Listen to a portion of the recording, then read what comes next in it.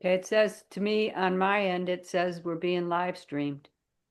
Okay. Yeah.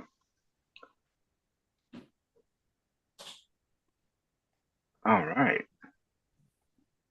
Get this information here.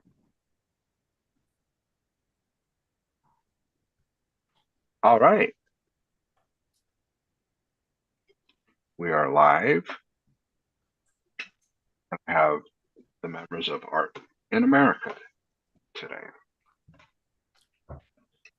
Hello, everyone. I think we're going to have our bass player as well in a minute. Okay, good. There's a bit of a snafu with getting him the link that you sent, Ron. So, Oh, okay. but he's going to jump on.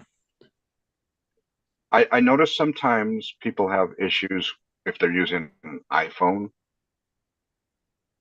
Yeah, yeah. It's getting everything to Sometimes, but talk I to think each it's other. I use an iPhone.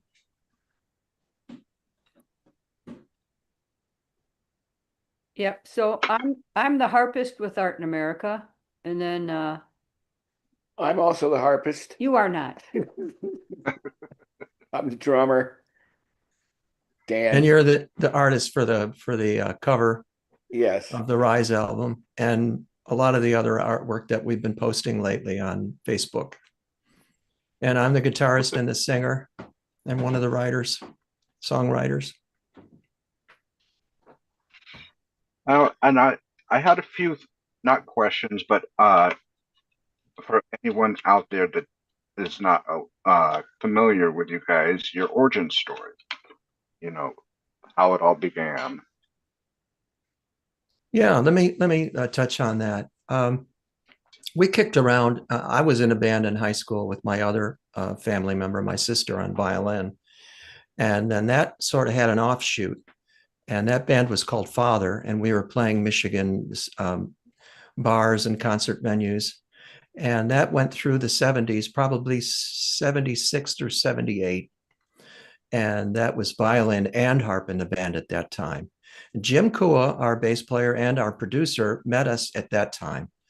And we had a lot of kinship with him because he was into the same music, which would be British Invasion, Genesis, yes, a lot of the prog bands as well.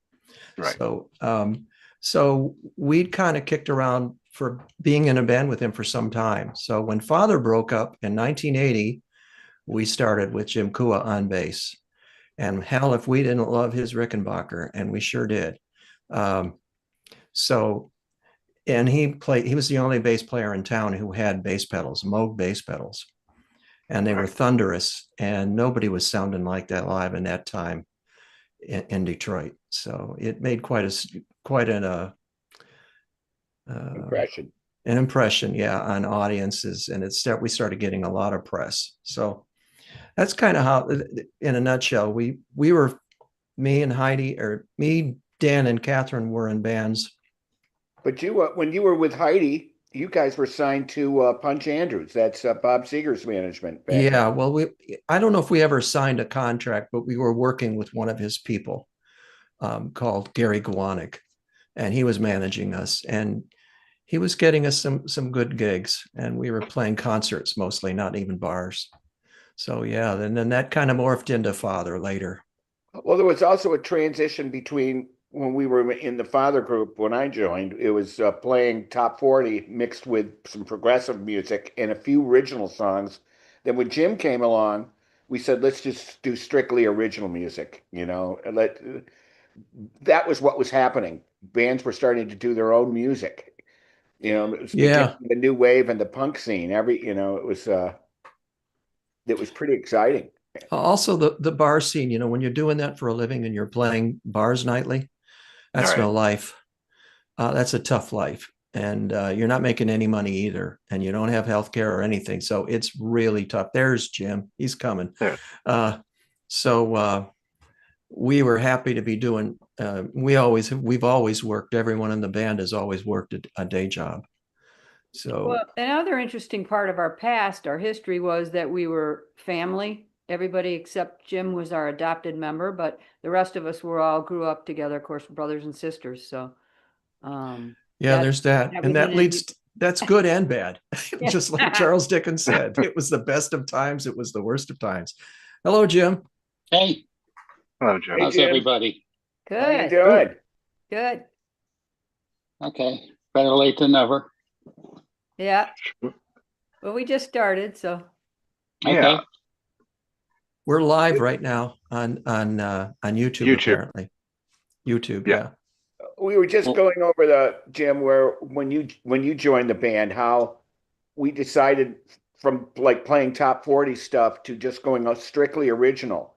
And that's when we started with our band with you. It was all originals. And that you and Chris were the Yeah. main writers. yeah, well, mostly Chris at the very start. I mean, At the I very kind of start, felt- yeah, maybe. yeah. I kind of, followed Chris's lead, and and Chris would always nudge me to try and bring in more material. So, I started writing a little bit more, and and the whole band was pretty encouraging, with what I brought in. So that kind of just, got the ball rolling, if you will. Right. Yeah, that Yeah, would have been that would have been 2 or 3 years prior to our first album.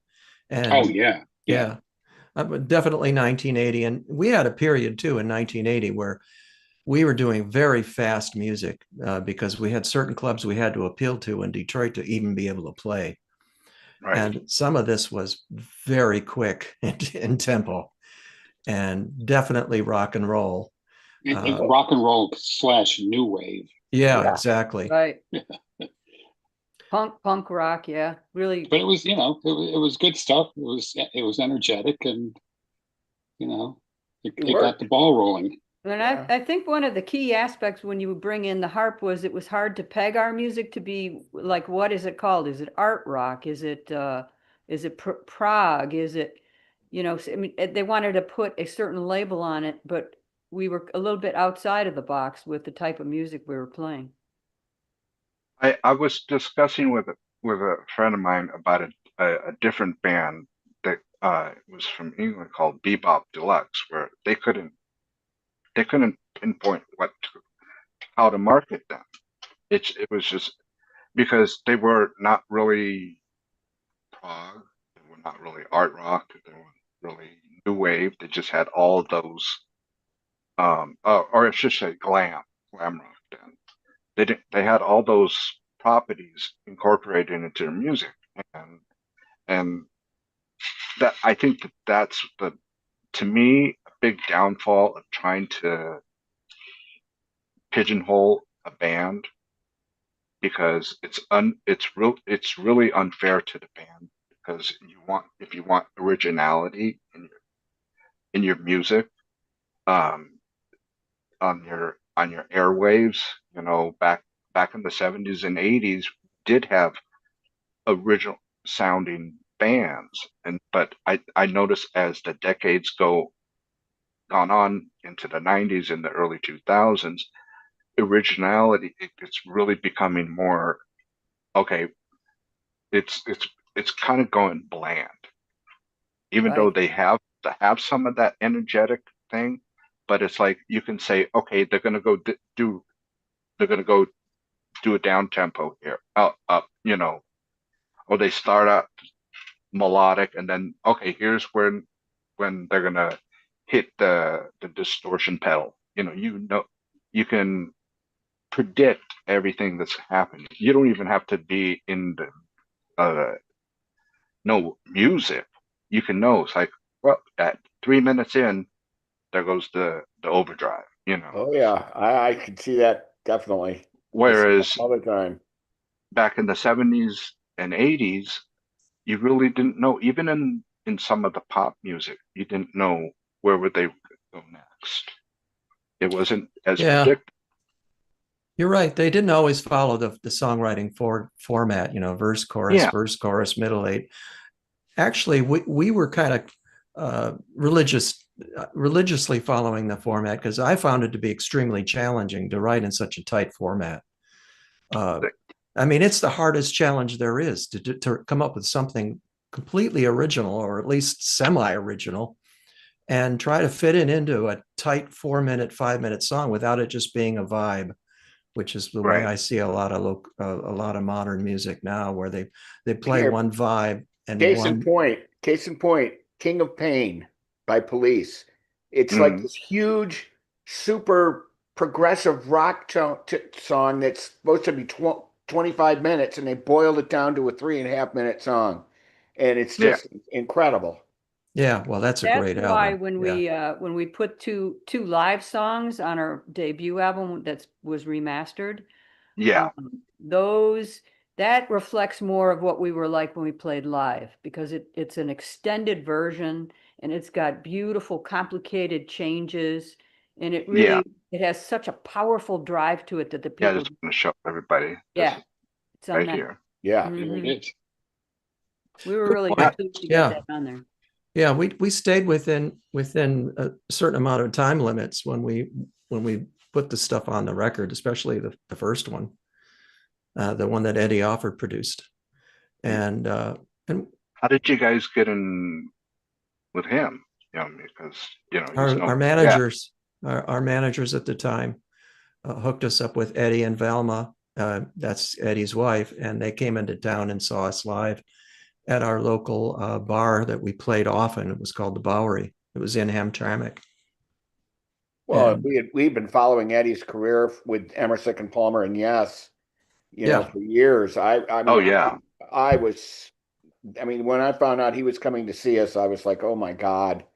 And then he liked it, and he said, I'm in. And it was just like, oh my God. And it was such a pleasure to work with him. Beautiful English gentleman. And he really captured that first album. He really captured the live feel of the band. He really did an excellent job of also recording difficult instruments such as the harp and the bass pedals and getting the best tone quality out of it. So yeah, he was that good. was it. That was where the recording session too was interesting, in that we all played on his stage. That he had a recording studio that was in an old movie house that used to be also they would stage plays there, and we all set up on stage, and he recorded everyone just for demo purposes. But he was really interesting in capturing all the drums, and then we relayered all of the instruments after the drums were Well, we played on the live. We tracks. played the whole thing live, and Yeah, then but it wasn't, none of that, and anybody else's parts were not kept. that's right. That's They right. were then laid in after we kept the drum track. It was a different way of recording because we recorded it live, and then he layered on everything, later. Yeah. So So it that's still why it had a has live such a feel feel. to it, because Yeah. it has a live drummer playing a Exactly. set of drums. And on that debut album, on the extra live tracks, you have one track there that I don't see on any of the other studio albums of the Insult the Passion. Yeah. Yeah, That that was was one of Jim's. Yeah, that was one of that was Jim's an early songs. one. One of my one of my first songs that I'd Yeah. written. So that one went way back, and I don't. When it came time to choose the songs for the album, I don't recall why that one did or didn't make it, but which was fine because I think the selections we ended up with were great. Oh yeah. But yeah, that one had been floating around for a long time, and it had so much energy, and it was always it always went over really well in the Yeah. shows. So we Yeah. typically, it built to such a climax, and then we segued back into the Art in America chorus, for Yes. the big Yeah. finish. And it just went over really well. It was a great crowd pleaser, but for some reason I don't know that we ever formally ever recorded it, even as a demo. Oh, I no. don't think. Never did. No, no. Yeah. That makes it even more special. It's because it's the only recording we have of that, I think, unless a good friend of ours who recorded a lot of our music may have a copy of it somewhere. But yeah, that song had some interesting little sections and little breakdowns and some, it would like play a little arpeggiated thing that we do with the harp. and everyone would drop out, and then it would go dun dun, with the big bass pedals, and it was, Yeah. I think it was that was a 12-string song as well, and that 12-string just sounds amazing. I don't have it anymore, unfortunately, but that was a Rickenbacker 360 12-string. But that one really does have some incredible moments. That's for sure, and it really builds up to a fever pitch at the end there. Yeah, in hindsight, it's probably better that it wasn't recorded in the studio, because I Yeah. don't think it would have the same vibe and the same energy that Right. that song had in concert. Now, So I got into you guys in the early 90s. I got myself fully immersed into progressive rock, and I saw I wish I'd saved the article. There was an article of bands that recorded with that had Eddie Orford recording them. And so I went down the list and I go, oh, Art in America, that sounds interesting. And I found a cassette, and it was in one of those, you remember those cutout bins. Cutout bins, yeah, okay, sure. sure. Yeah. I found that and I played that. I'm like, I think this was now maybe 94 that I found it, because I was really getting into trying to, pre-internet, you got the magazines that mention things, and that was how you found your bands, and finding you. And then I do have somewhere the other version of this one, where I think it was from Renaissance Records, Mhm. Yeah. I think it was. And Yeah. and I told a friend of mine about that, and because he's the one that told me, he said, Art in America is remastering their first album, blah blah blah. And I go, are you going to get it? He says, I'm not sure. I don't know what they sound like. And I said, I tell you what, when I get a chance, I haven't yet, but I'll send you that old copy. And said, here, listen to it, and if you like it enough, I said, just go directly to the band and buy it from them, because Well, actually, that's you could buy it on Iconoclastic Records if you wants to look that up. The remastered version is much better because Renaissance Records was like a needle drop record. In other words, it's almost like a bootleg and the quality is very poor. Whereas the right. current version, it's like you're in the studio and you're Yeah. hearing things as they were recorded with Eddie Yeah. Offord. Just incredible. Well, that was the found master. Yeah. So the John Luongo, who owned that record company, found his master tape, and that's why there's so much depth to that recording. It just sounds, to me, it sounds amazing. I do notice, especially the difference when I listen to the other one in my car, and then when I listen to the remaster, it's like night and day. It is. Yeah. And Yeah. and it's like, and so much clearer in spots, and the bass seemed more punchy, because I would have my arm on the armrest on the door, and I would feel the vibration more. That's Well, what we want, Ron. I mean, well, that's when I know it's. I mean, I like when music is very lively. If you're going to have a bass player in your band, you're going to have to.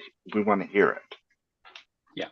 You Yeah. don't want it in the back. We want it up front where everybody can hear it, and where it's not intrusive. That's one thing. I mean, there's sometimes you get that where the bass player is right up in front and then drowns out everybody else, and that's not the case with you guys. Yeah, and the first when it was released back in '83, mastering is, I guess, is such a personal thing, and it lost a lot between what we remembered in the studio, because you got to keep in mind, we finished the recording, we left Atlanta, and we didn't hear it until what do you think, guys? 8 months later, when the album came something out? like that. Yeah. Yeah, 8-9 months later was when we heard it again. And, you know, and we're all like, oh, this isn't what I remember. You know, it was so much punchier, so much, like you say, it had so much more dynamics than what actually came out. So you know, it wasn't, at least to me, it wasn't a good representation of what we worked on down in Right. Eddie's studio until now with this remaster. Uh,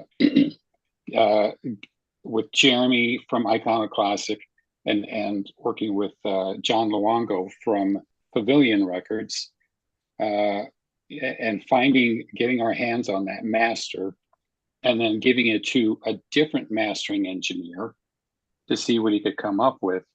And you hit it right on the head, Ron. It's just night and day. It's when we all heard it, we were like, yes, this is what I remember from Eddie's studio. This is how the band sounded. Yeah, yeah, yeah. Catherine and I were out in her car, listening to it, and we were crying. Yeah. How good it was. Like crying. We're like, what? Yeah, and it's exactly what you said, Ron. It's like you could finally hear the drums. You could hear Dan's kick drum. You could hear the punch of the snare, the tone of the snare. You And could Right. hear the all the bass, harp. you know, the Yeah, harp, everything. It's everything. everything came Right. out.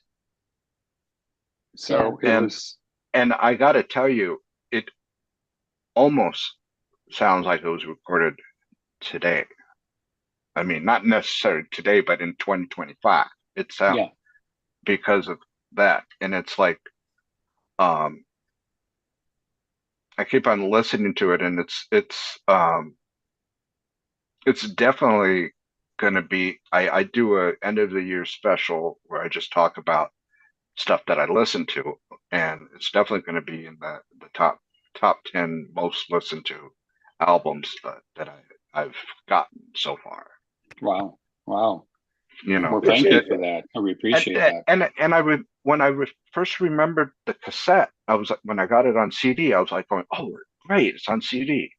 And then when my friend told me that you guys were remastering, and I was like, that's going to be even better. You know, it's like, because the music checked out all the boxes that I loved about music. I mean, it had a little progressiveness, it had a little bit of pop, a little bit of rock, you know, and then the inclusion of the harp made, I mean, just checked off all the boxes for me for music.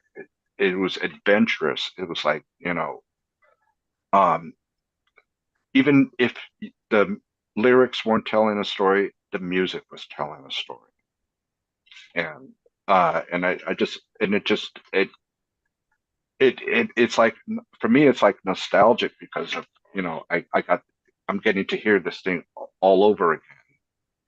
And Yeah, you're hearing it with different ears because it's exactly. a new experience, you know, and you know, that's kind of what we've been telling people is that, you know, well, if you're a fan of the band, and you know, we're not saying it just to sell CDs. We truly mean when we say you haven't heard that album until you've heard this version of it. Not to mention it has 2 additional live bonus tracks that we Right. talked about earlier. But Yeah, and if you're and Oh, a go ahead. biography. Oh yeah, that's the other part of Yeah. it that's really interesting. Both these new releases have incredible liner notes that were written by Ralph Chapman, who is like Oh, the guru of liner notes. I mean, I'll just show some of it right here. It's like, Yeah. I mean, Yep. I really like that some bands are bringing that back, the liner notes, because um I always love when I'm listening to the music, I like to find out about the band and you know, everything. I mean, I know my girlfriend was like, he listens to 80s music, and you know, she does like a couple of his songs, which I'm very surprised because she's not into this style of music. So she likes some of the songs. So I mean, that's good whenever she tells me that.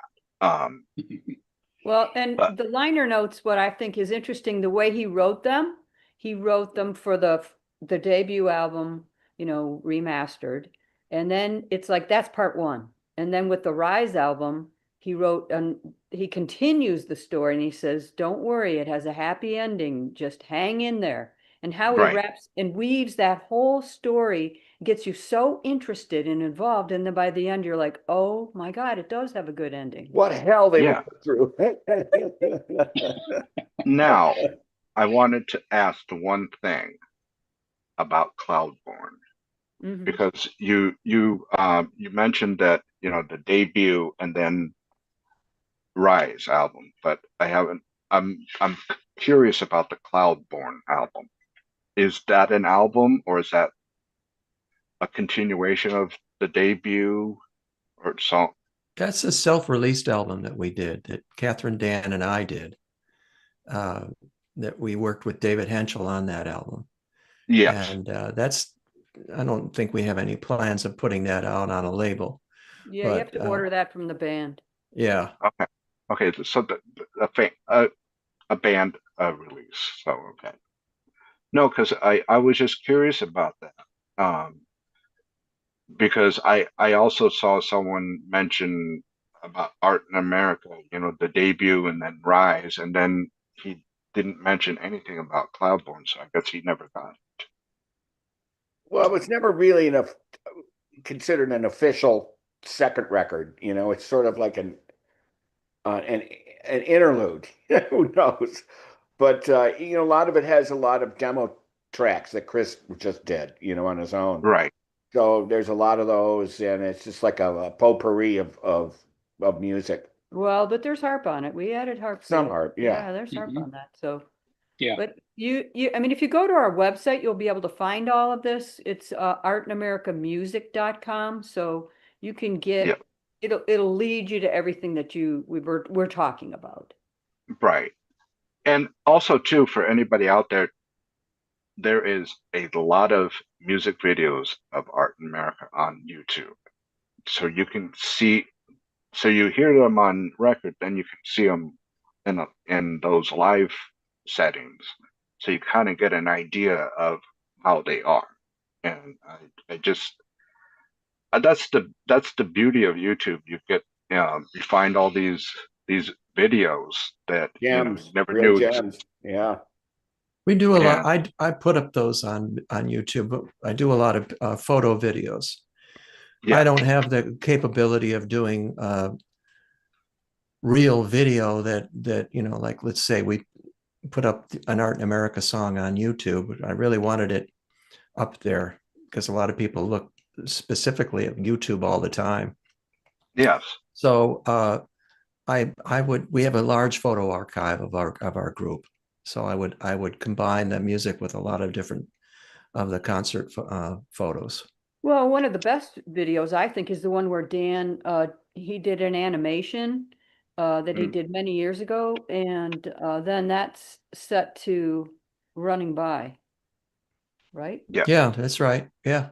And that's a really good one. yeah. And then of course you got the new one, Yeah. Rise. Yeah. Yeah. And that's produced by Jim. And James Yeah. T. Kua. That's produced by James T. Kua. Yeah, and it started as Chris and I were talking, and I'd been working in Pro Tools since, I don't know, 2010 or so. And I think around 2017, Chris and I were talking, and we just said, just for fun, why don't we get the tapes transferred to digital so we can start, maybe we can play around with them. And I don't think the intent was, gee, let's see if we can actually do something with this and release it as an album. I don't think that was ever the intent. It was more for just the fun of doing it. Chris was still living in California at the time, and our dear friend and keyboardist Gary Galloway was still alive at the time. He has since passed, And it was just really just kind of just let's get together on the weekend and on a Saturday, come on by and let's see what we can do. It was really nothing more than that. Until we got 3 or 4 songs deep into it, and then started thinking, well, maybe this does actually sound pretty good. And it was very encouraging, and we just kept working on it and working on it, and Chris ended up moving back to Detroit. Gary passed, COVID hit. There were just a lot of things Wow. that Yeah. kind of got I don't want to say got in the way, but sort of slowed down the progress. But somehow we managed to finish it. And and I think in June of 2024, I had enough songs done that I just sort of, just for my own listening pleasure, put them into album form, a side A and a side B, and put it on my iPod, sent a copy of it to Chris, and said, this kind of flows. It feels good, but nothing really happened with it. It was just for our own Right. use until Jeremy from Iconoclastic Records called in January of this year, and that's what got the ball rolling. That's good. I'm glad. I want to touch too. Sorry, Ron. I want to touch too on that. Those tracks were recorded back when we were still a live band. That would have been 1983. 1983 at Cloudborn, right? At a local studio in Grosse Pointe, Michigan. Yeah. Mm-hmm. And that was basically a 1-day recording section. The next day was vocals. And then the next day, I think we laid down one more song, Looking Back, which is also on the Rise album. Yeah. And so Jim and I had those was that a 2-inch tape or a 4-inch tape? Or 1-inch. I think it was, Chris, I don't recall. I think it's a 4-inch. The normal 16-track studios were 4-inch tapes. 2-inch tape, yeah. Or maybe it was 2. But at any rate, we had it baked and digitized, and that's when Jim started working on mixing it, and that's when the fun began, because it was all there. I mean, we had all the parts and I remember when I heard it the first time. Jim had sent it to me, and I was listening. It was a nice winter night, and I was just I was blown away. I called Jim immediately and just said, "This is really good. We got to do something with this." And Jim did. He went out and got Jeremy interested, and here we are. Well, what had happened with that was, a few years ago, we were all talking about, the first album, the debut album. There were still copies out there in the universe, but there weren't as many as we would have liked, and we kept thinking, well, gosh, maybe we can get another label to be interested in releasing it again. So I think we all kind of put out some feelers, and gosh, I can't remember the guy's name. I did send it to a small independent label, and he got back to me right away. He said, it's just not something we're interested in, but you should give Jeremy at Iconoclastic a call. This is something he might like. So I did. Gave him a call, and we talked. And Jeremy was very upfront. He said, I've followed your band, and I can see there's still some product out there. He said, so it doesn't make sense for me at this time to want to re-release it yet again when there's still product out there. He said, but let's stay in touch, and you know, maybe sometime at some point in the future we can do something. And so I just chalked that up as, okay, I'll never hear from him again. Sure. But sure enough, you know, he calls in January and says, I'd like to talk about art in America. I looked around, I see it's kind of drying up, and this might be the time. Yeah. So we had a good conversation. And just as we were wrapping up the call, I said, oh, by the way, Jeremy, there is a second album. And there was a pause, and he says, really? I said, yeah, it's, and I explained the whole thing, you know, it was from the demo tapes. They've been cleaned up, polished, cut and paste, and, you know, it's an album now. It's not demos. And we can't stress that enough. It's you're not listening to just some demo tapes that were done in the basement. This is cleaned up and sounds like a record. He said, I'd love to hear it. So I had it ready. So I sent him my OneDrive link, and he emailed me the next day with an offer to release both. Just like that. Even though his label has never released a new album by an artist. It's always been reissues.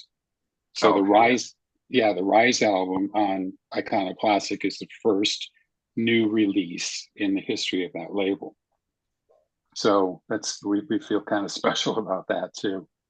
So that's how it all came down. It was just, you know, I don't want to say it was luck, but it was just, you know, a couple phone calls and boom, there we were.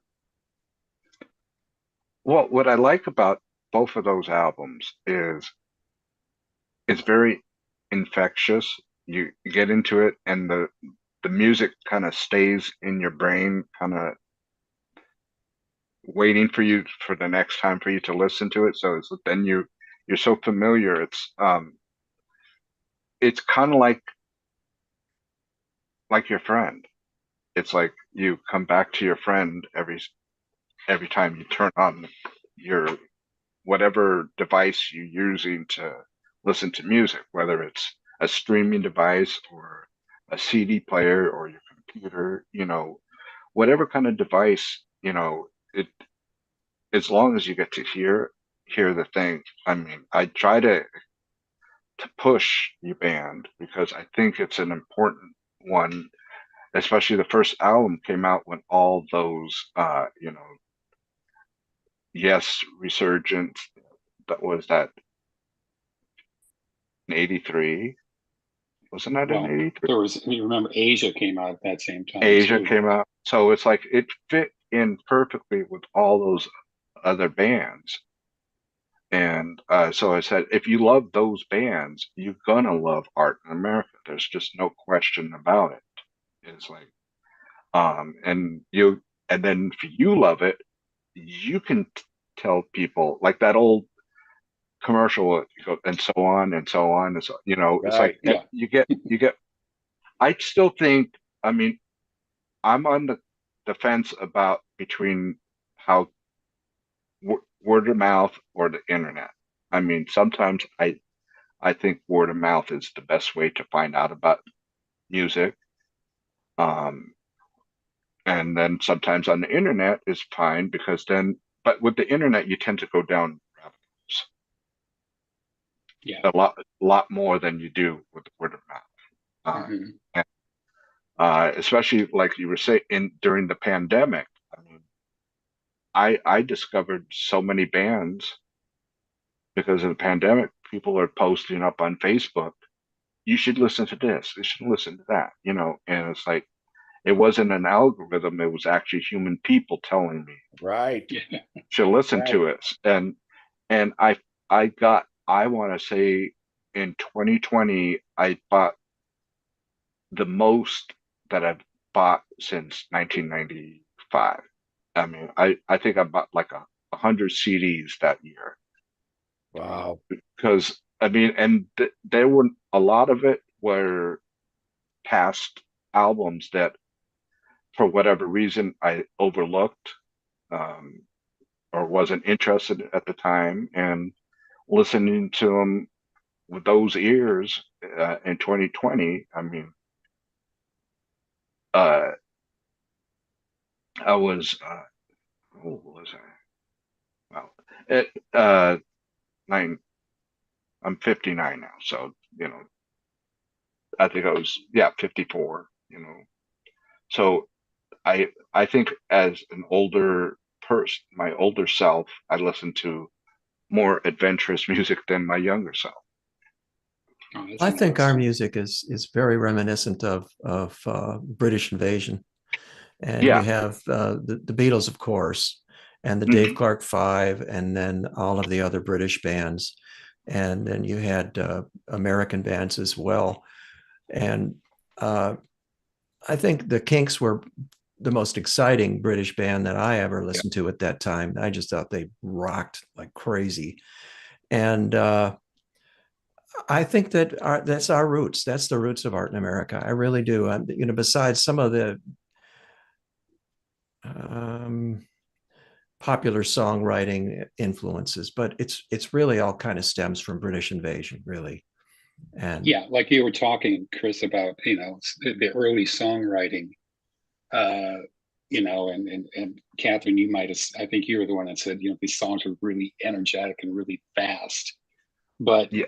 and there were there were a lot of Pete Townsend, power chords, yeah, Right. in those early songs that, and that's exactly what Chris was just saying. Those were our influences, and they were coming out in our early writing while we were trying to find our sound, Right. yeah. and it all kind of, morphed into what the first album became. But oh yeah, those influences are all over it. Well, we stuck out. We stuck out compared to all many of the local bands because, well, the Harp, but most people were doing like a punk type new wave, and in my opinion, was a lot of it was very much the same, samey stuff. We were unique. I mean, there was no band that would get on stage in our area that had a set of bass pedals and a harp and some of the exotic instruments Catherine was playing at the time, the Yeah. koto, a Japanese koto, and the Indian tambura, and you know, that was what visually was pretty stunning to when you'd walk in a bar and you see the giant harp on stage.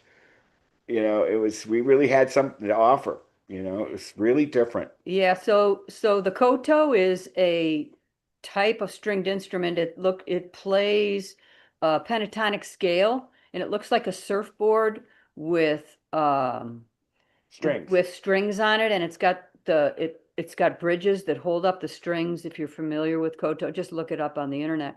And then the other one is the tambura, which is the bass instrument that's played with a sitar, if you're familiar with Ravi Shankar. So that Yeah. could add a different tonality. It's And then, basically a drone instrument. yeah, it's a Right, drum it's a drone instrument. And then instrument. we also had some big, huge Tibetan gongs. And then Dan had his vibe drums, which the vibe drums are so powerful. Yeah, it's a Fibe, five. Vibe, yes, Fibes. Yeah. yes. So you put all that together, you get a very dynamic, very powerful rocking sound. And I think that was a large part of what helped us develop a following. Right.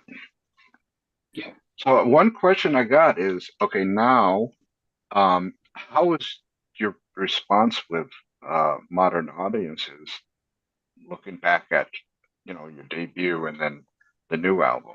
How are they responding? What do you mean, audiences or just people? Audiences, because I think Well, we're they're not the playing more, live at the moment. okay.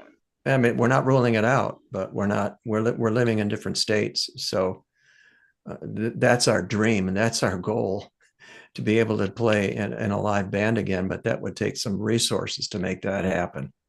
I know that. I mean, it's more so now. It's like people don't understand it that it is, especially like you just said, different states. I mean, how to coordinate, you know. Well, if you have And the money, yeah, you But can I you mean, can there, figure out a way, but you never know. You yeah, never know.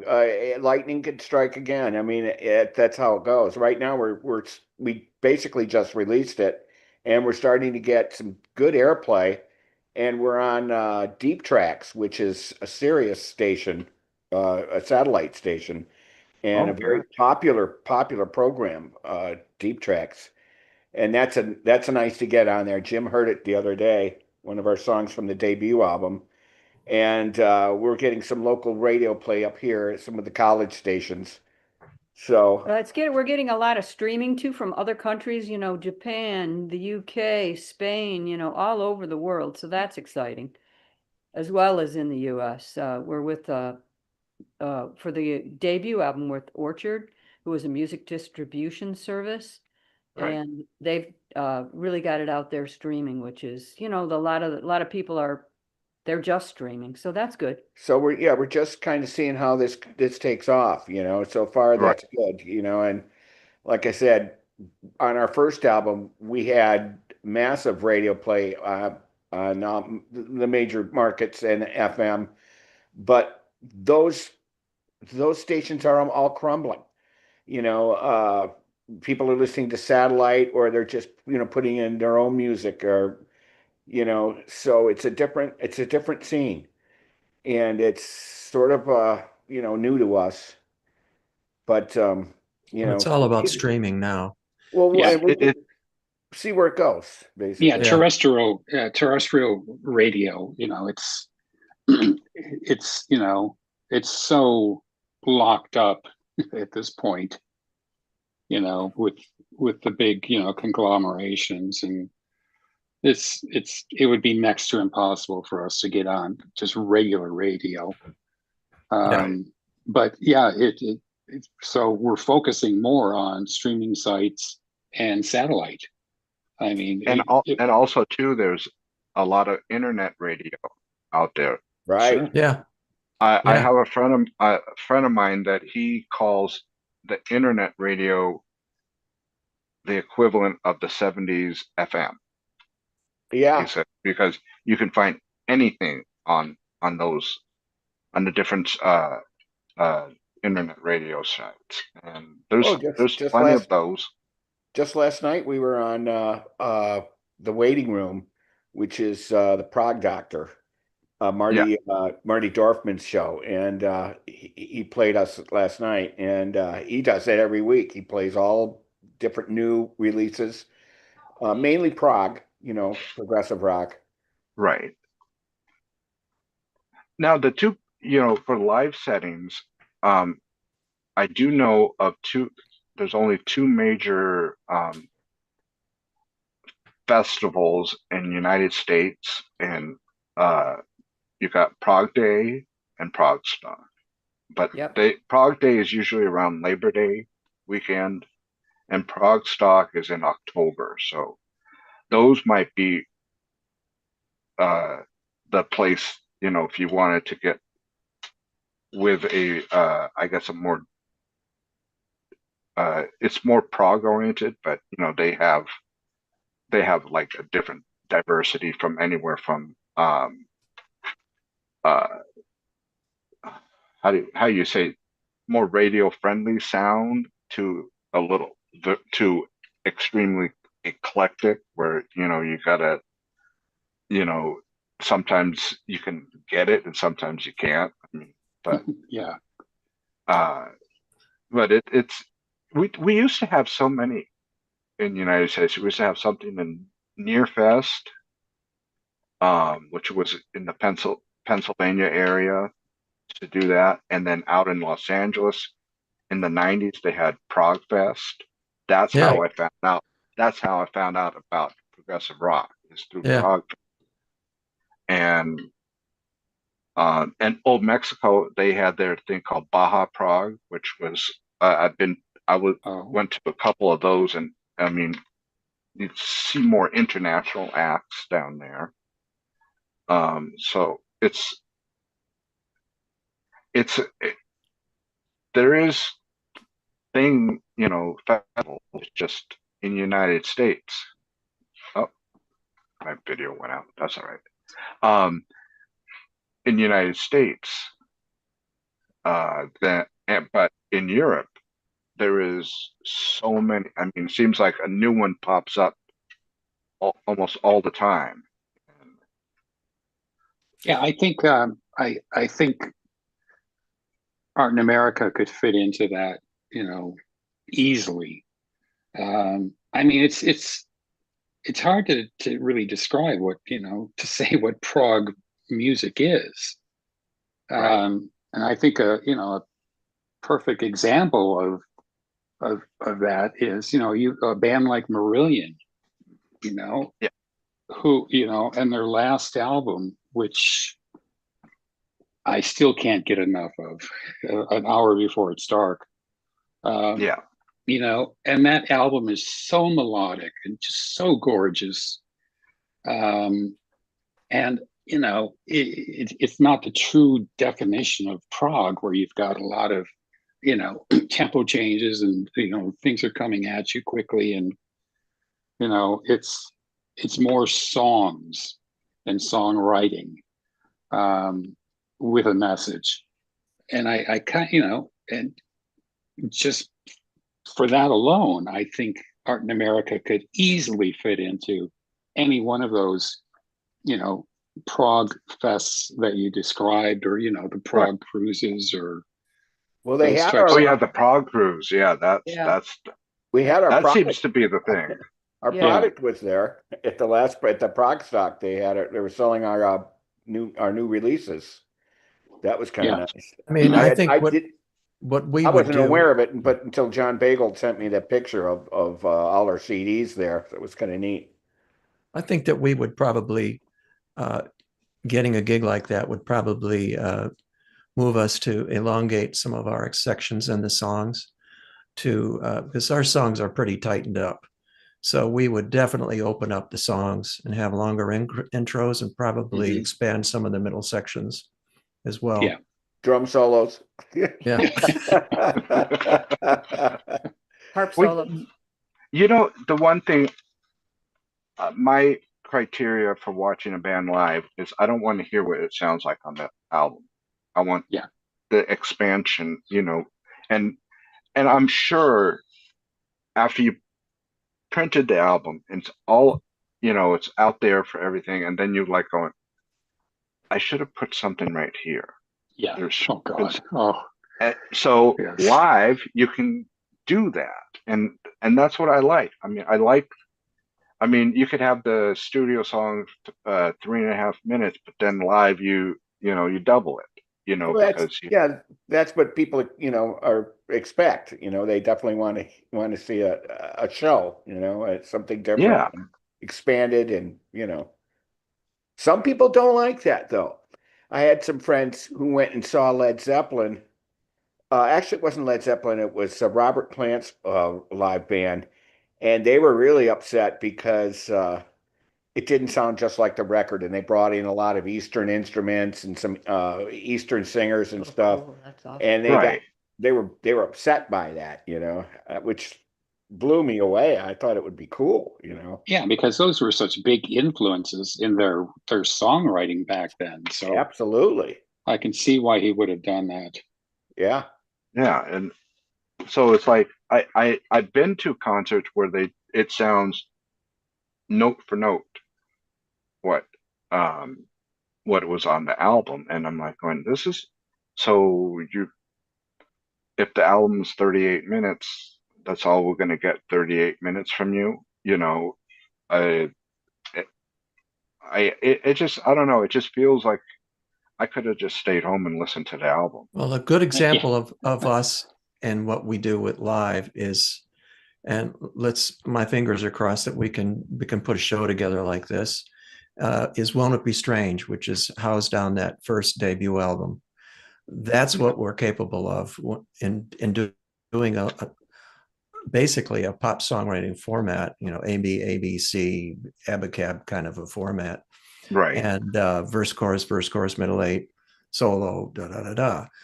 And then we opened up the end of that and really took it somewhere, Yeah.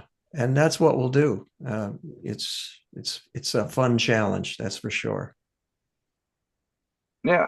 So I guess the final question is, we talked a little bit about the future with, possible tour, live shows, but what about, like brand new material? We got a ton of songs written, so the whole idea will be to get the other band members on these songs, because we have Yeah. a lot of songs in the can. They're not played by other band members. Well, Chris called me the other day and said, I've got another album in the can here now. This will be the next one coming up. So Yeah, good. but I want to get other members on it, and plus, certain people, like we have to agree also on the songs, so there has to be some back and forth on that as well. Right. Well, But there's got to we have a lot of music. I right. mean, Well, we sort of are concentrating on these two releases right now, Right. and sort of with our fingers crossed to see what happens. We're actively trying to make it happen. So you never know. You never know what can happen. It's Right. I mean, you got the solid remastering of your debut. You have, I guess you call maybe just extras, yeah. sort of, mhm. on Cloudborn, which is good. I enjoy that. And then Rise. I mean, so I mean, we have Rise. And one thing we didn't mention, let me pull this camera back, is Dan did the artwork for the inside of the album, and it's hard to see from this camera angle, but he did the artwork for this. He painted it and he did the interior, and I think he did a really good job. oh yeah, Yeah, so he Yeah. spent a lot of time doing that, and we were thrilled to be well, originally we had used Johannes for the first album, but this time we wanted to have, Well, he died. yeah, he died, but we still wanted to just have you with your art do it. I mean, I think that was more important to us to bring that talent that Well, we we were had. looking for it. We wanted to keep in the theme of American artists, because the name Art in America. So we right, tried finding American artists. It was just hard to find an American artist. Most of the art that we liked was European, of course. And then you've got to pay, the foundation or whoever owns that piece of art, and it can be expensive. right. So they just said, well, why don't you use your art? And I was reluctant, but okay. I like it. I think, I don't know. It has a nostalgic feel to it. It's sort of like Dr. Seuss. I was going for that vibe, Yeah. whimsical. Yes. I mean, nowadays, if you notice uh, in more of the pop world, the artwork is very, they have a picture of the person. If Or with Prague, it's CGI. It's all computerized. yeah, These people, they get on a computer and they whip up and it's hundreds of these bands do that. It's very rare that I see a good hand painting or watercolor or an interesting photograph. It's rare. I'm telling you, I know because I searched the sites for these prog bands, and it's like I said, it's all digital, computerized covers. right. Well, what's scary is that music's going that route as well. Yeah. Yes. And half the music on Spotify apparently is written by AI, artificial I, intelligence. So I forgot what the band was called, but there's an actual rock band that's totally AI, and I'm like going, um, and what's sad is a majority of people don't realize it. Yeah, No. yeah, that's the point. It's musicians and people like myself that are in the know that can, I had an argument with a friend about I prefer organic Yeah. music. Uh, because he loves rap music, and I'm like going, I don't consider that organic. And he goes, what do you mean? I said, because they're using samples as their instruments. Now, some rock bands use samples incorporated into their music. It's not an instrument. It's just like, uh,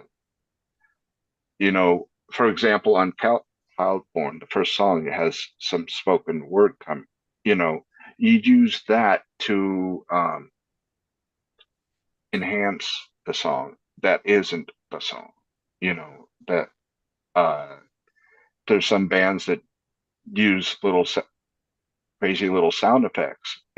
That's all they are, is their effects. They're not actual the instruments played by the band. It's Was it, just we ran up to that nightmare on our second record when we back in '83 when they sent us to Criteria Studios, which was a beautiful, probably the best studio in America. It's where the Bee Gees recorded and Procol Harum. yeah, all sorts of great bands.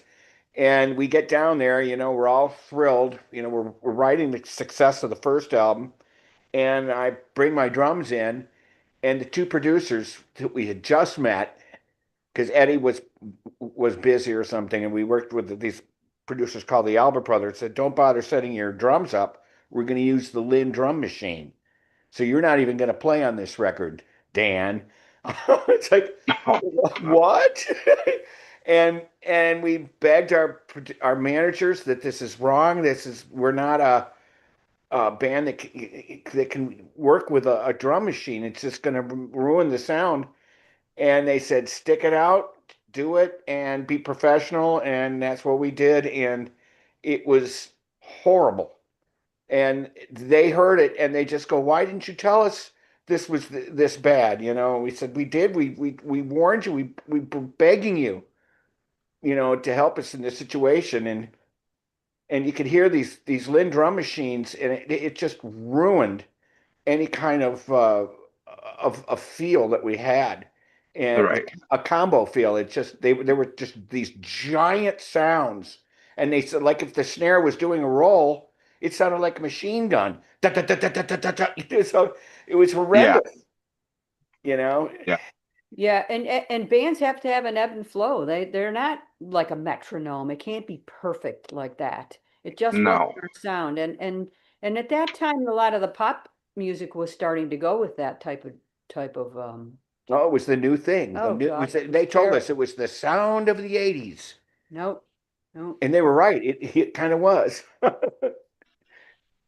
I never really liked some of those that you when you can tell that it was a drum machine.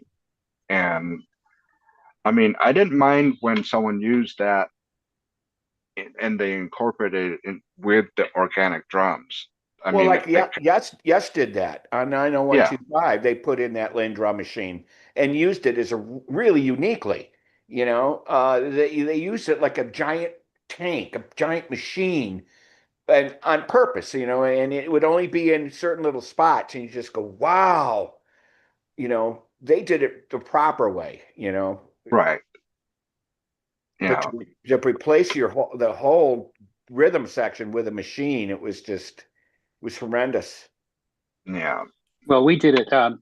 There was a version of Art in America. Catherine had moved back to Michigan, and I think it was years after that Chris, Dan, and I, and our friend Gary just started jamming together. And before you know it, we were all doing gigs again and writing new music.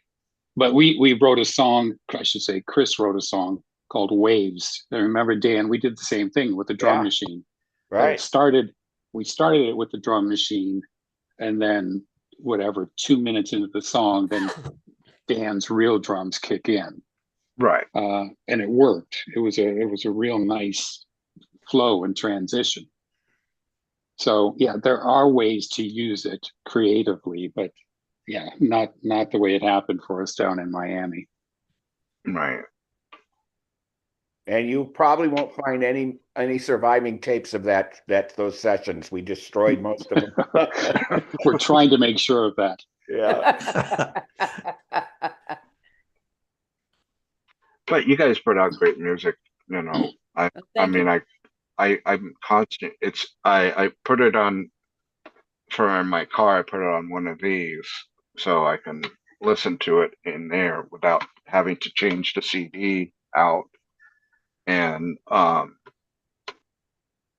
it brings back especially the first album brings back memories not of only of me first time listening to it in the 90s, but listen to music of the 80s, and it just brought back so many good memories. Time when I was starting to get adventurous in music, and um I started in 1980. I was 14 years old, listening to more adventurous stuff other than what was played on my parents' car stereo. Um, and it wasn't really until the 90s when I, I went to that first Prog Fest that all of a sudden a whole new world opened for me. And I just had to get my hand on just about anything that I can get. And when I saw Art in America, just the name intrigued me. And I'm like going, with that cool of a name, they have to be a cool band. And when I got the CD, I was listening to it, and I was right. You guys were cool then, you're cool now, and I enjoy the music so much, and I thank you guys for putting it Well, out. thank you for that. Yeah. Thanks. Yeah. That Thanks, that Ron. speaks volumes. And before we go, I want to say for anyone who's watching or listens that a lot of the songs on Rise, the second album, those songs were written. Some of those songs were written during the period when we were writing songs for the first album. Right. So they were just songs that didn't make it to the first album. So it's all got the same feel, but then some of the songs that we were writing after the first album, you can see that through line. There is a progression in the songwriting, but you can also see that through line from the first album to the second. Yeah. But yeah, a lot of those songs had been around for a while, and so I just if anybody likes the first album, I'm pretty confident in saying that I think you're going to like the second one. You're going to like Oh yeah. Rise. Oh yeah. Yeah. I mean, the overall thing, the continuity there, it's like, because I have seen where some bands they put out something, in the 80s or in the 70s, and then they put something out maybe in the past 5 years or past 20 years. And it's like it sounds like it's two different bands until you hear the singer, if they have the original singer. And then you go, oh, okay, but Yeah. it just sounds different because there's so many years gone by, new technologies and New tastes.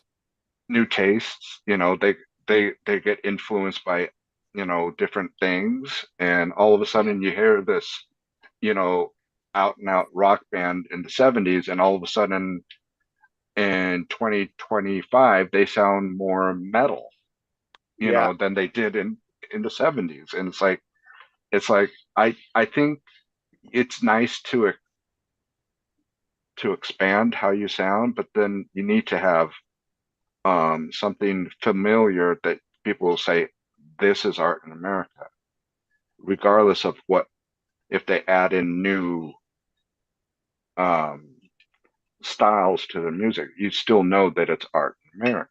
And Yeah. And a lot of bands, they don't do that. I mean, I think, like you were just saying, that just a lot of outside influences, whether it's conscious or subconscious, so, but I think people are, especially with the debut, you're looking for something nostalgic to remind you of when. I mean, I'll say it, when music was good. You know, I just noticed as the decades go on, music, finding good music, you really have to dig deep into things, you know, and thank goodness with the internet, it that helps you a little bit. Yeah, there's some good stuff out there. Yeah, you just gotta dig. Yeah, Yeah. but I want to thank you guys for taking the time to talk to me, Thank you. No, thank you, And- Ron. Thanks, Ron. And thank your and audience. and I hope to hear more from you guys in the near future. We hope that too. Thanks a lot. Thanks. Well, All let's right, stay in thank you. touch. Yes. Okay.